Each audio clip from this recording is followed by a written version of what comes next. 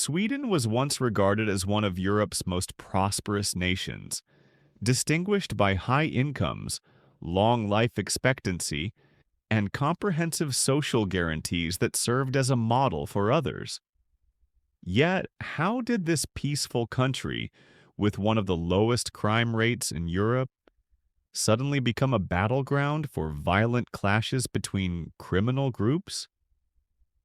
How did it happen that in tranquil Swedish cities, the number of armed assaults surpassed those in London?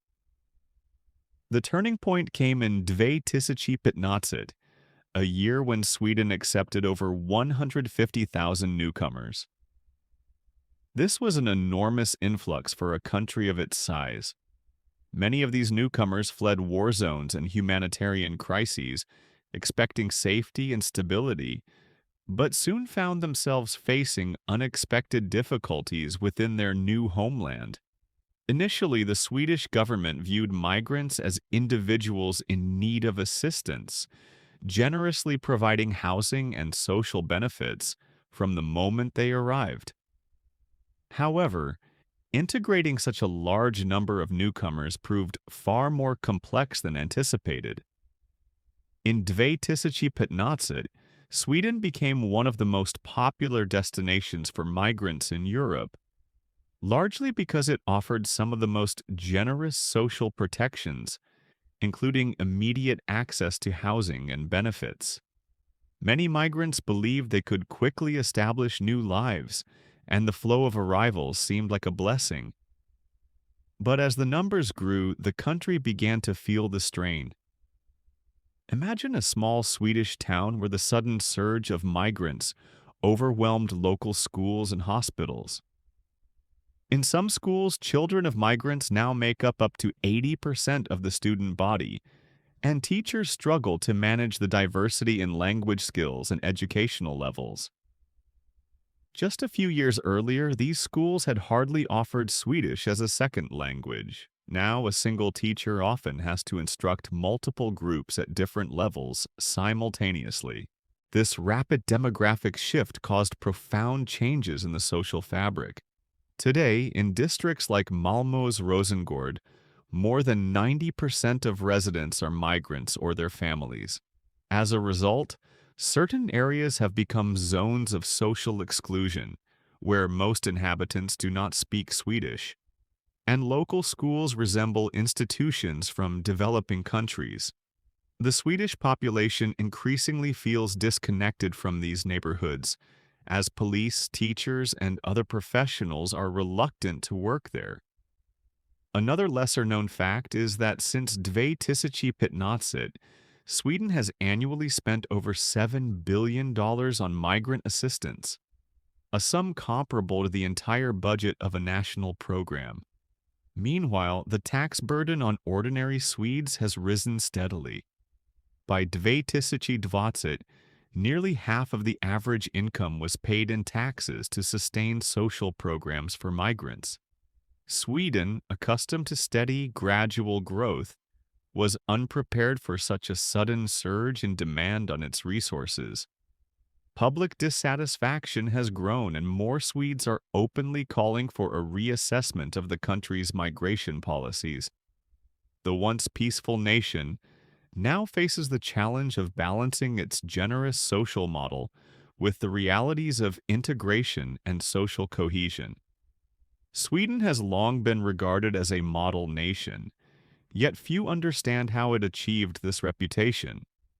Its success is not merely a matter of luck or an overly generous welfare system. Even before investing heavily in social benefits, Sweden was already thriving. During the 20th century, the country actively developed its industrial sector, while maintaining a stance of neutrality through both world wars. While neighboring nations struggled to recover from devastation, Sweden's economy continued to strengthen. This prosperity was built on a foundation of hard work, a sense of responsibility, and disciplined resource management. Why is this significant? Because before becoming one of the most caring countries for its citizens, Sweden first accumulated substantial resources. This approach to growth shaped its social policies, emphasizing careful financial planning rather than impulsive spending. For many years, the country prioritized saving and boosting manufacturing and exports. Consequently, by the time Sweden decided to implement a generous welfare system, its economy was robust enough to sustain it. However, what changed over time? How did a nation that once managed its resources prudently begin facing difficulties in supporting migrants? Many newcomers settled in socially disadvantaged neighborhoods where employment was scarce and living conditions were far from the Swedish norm. Although social benefits covered basic needs, society struggled to integrate these newcomers fully. Language barriers, unfamiliar laws, and cultural differences hindered their participation in national life. As a result, many migrants and their children felt isolated, often gravitating toward gangs, which contributed to a sharp rise in street crime. Migrants arriving in Sweden encounter significant obstacles from the outset. Language barriers are among the most immediate challenges, with many unable to speak Swedish, making simple communication with neighbors difficult. This also hampers their chances of finding employment. Few can afford quality language courses, and the existing free programs are insufficient to meet the demand. Take the suburb of Rinkeby in Stockholm, once a relatively prosperous area. Today, 90% of its residents are migrants. Unemployment there is 3 times higher than the national average, and school performance is among the lowest. Imagine that only 40% of students can hold a basic conversation in Swedish. Children of migrants often remain trapped in a cycle of social isolation, as their parents do not speak Swedish, and their peers are also children of newcomers, offering little opportunity for integration. Despite generous social benefits, up to 60% of migrants in Sweden remain unemployed, relying heavily on state support. More than 70% of adults who arrived in 2015 are still jobless. Although they are formally eligible for employment, language barriers and a lack of social connections create formidable hurdles. This combination of factors has led to a complex situation where initial resource accumulation and careful planning gave way to challenges in social integration and economic stability. Swedes typically find employment through recommendation networks and personal connections, creating a closed loop that migrants find difficult to penetrate, even with strong desire.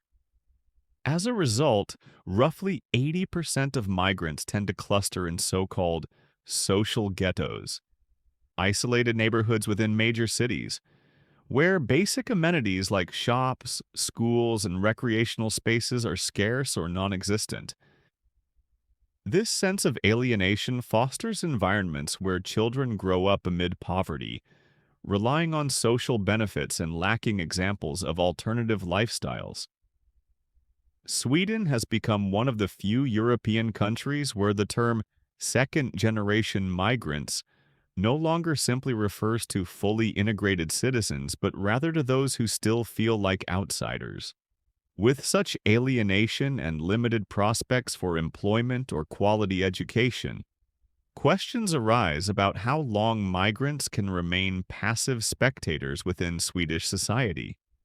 Today, Sweden ranks third in Europe for the number of armed assaults, a statistic largely driven by criminal gangs, most of which consist of second-generation migrants. Young people from impoverished suburbs, deprived of opportunities, often fall into criminal lifestyles. This has led to violent turf wars where gangs not only clash physically but also seize political influence and manipulate the economy, earning millions through illegal activities. These isolated migrant districts have become zones where even police hesitate to venture, Armed factions within these areas engage in fierce battles over territory and resources, recruiting teenagers and young adults who have grown up in these segregated environments, where failing schools and record high unemployment exacerbate their vulnerability. In the year 2022, nearly 10 explosions occurred over 6 months in Tensa, a neighborhood on the outskirts of Gothenburg. The violence stemmed from gang conflicts over control, with devices planted not only at rival homes but also at shops, refusing to pay tribute or grant gangs access to their businesses. Tensa has transformed into a war zone, where residents fear venturing outside even during daylight hours. In 2020, Sweden experienced around 266 shootings, a record for a country once considered among the safest in Europe.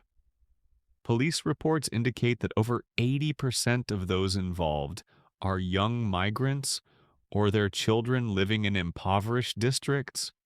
When it comes to serious crimes with lengthy sentences, more than half of the convicted are first or second generation migrants.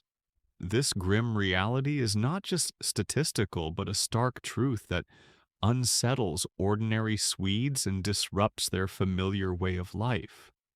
Criminal groups from these neighborhoods control not only drug trafficking, but also the shadow economy, generating hundreds of millions of dollars through illegal operations. For example, bank fraud has become widespread in suburbs around Stockholm and Gothenburg, involving fake documents, fictitious companies, and hacking into government systems.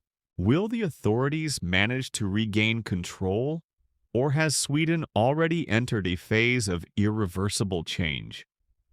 The Swedish society is beginning to realize that its previous approaches to migration policy have proven ineffective. In response, the new government is implementing measures to tighten border controls, reduce social benefits, and promote integration through mandatory language education for children in mixed families. Parties that once championed open borders are now reconsidering their positions. Sweden finds itself at a pivotal crossroads, with legislation aimed at making refugee status harder to obtain and cutting benefits that no longer fully cover migrants' expenses. A key step involves mandating early Swedish language instruction for migrant children, breaking the cycle of linguistic and cultural isolation. In suburbs like Malmö and Tensa, many migrant children previously spoke only their parents' native tongue and struggled in Swedish schools. Today, a minimum of 15 hours weekly attendance in preschool is required for such children, ensuring they start speaking Swedish as early as possible. The government hopes this will facilitate smoother adaptation and help prevent future marginalization. Sweden is also tightening oversight of social welfare payments. Migrants not actively seeking employment now receive minimal support. In 2022, this policy led to 15% of able-bodied migrants being denied continued social assistance for failing to prove job search efforts. While critics, including human rights advocates, have voiced concerns, authorities insist the reforms are necessary to foster independence among migrants. Additionally, the government has allocated funds for specialized police units dedicated exclusively to tackling crime in migrant-dense neighborhoods. Over the past 2 years, the number of such units has doubled, though police officials admit that success remains limited. To effectively address issues in these areas, they emphasize the need for increased funding and closer cooperation with local residents. Yet such partnerships are still lacking. Can the new leadership meet these daunting challenges that threaten to reshape the country's social fabric? Only time will tell.